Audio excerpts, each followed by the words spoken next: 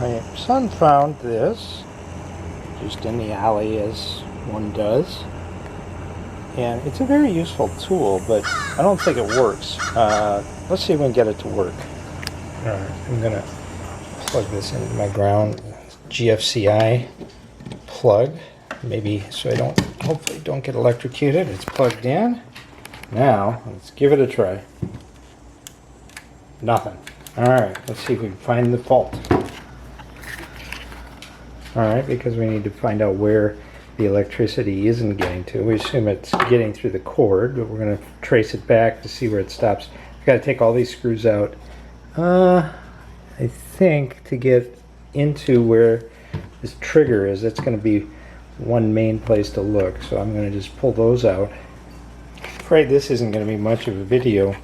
I just took those screws out, and I can see already it's not plugged in, but see how this and this are not even attached? So let's get some new connectors and we'll put those back together and we'll see if it works. You know, I collect these connectors and buy them all the time, but I never have the right kind. So I had to take the plastic thing off and open this metal thing up to reuse it. Got it crimped down better. I want to just show you something here. Listen, especially if you're young, you got a long time to live, get yourself a good wire stripper like this and a good crimper like this. You will be so forever grateful to have a good crimping tool and a good wire stripper that really works, and it'll last the rest of your life. Can't do this with one hand, but I'm just putting this back on here. Ah. There you go. Alright, we got our wires reconnected here.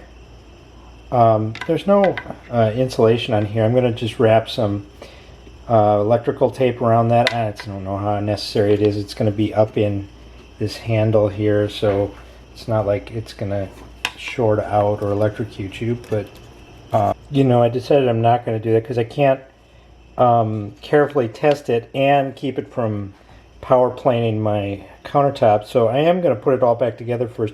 And I see the problem is that this won't move all the way out to the thing, so I'm going to have to just loosen the you know, cable tie stay trapper here so that I can free up a little slack there to move this trigger back to where it's supposed to be. Alright, I just removed this yellow thing. That allowed me to pull this cord out, move this switch into where it needs to be, and then I will put this cord back here and we'll plug it. We'll screw this handle back on.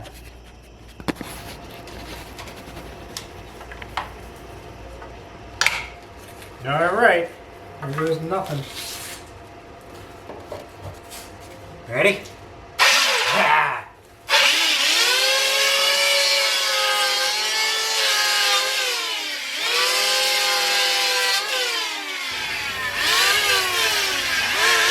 And that, people, is how you fix a tool like this. I mean, look at how this thing costs new. So, I mean, power tools like this, unless the bearings wear out, it's almost always some sort of connector like this, and they're pretty easy to fix. Just take them apart, see what you find. Good luck!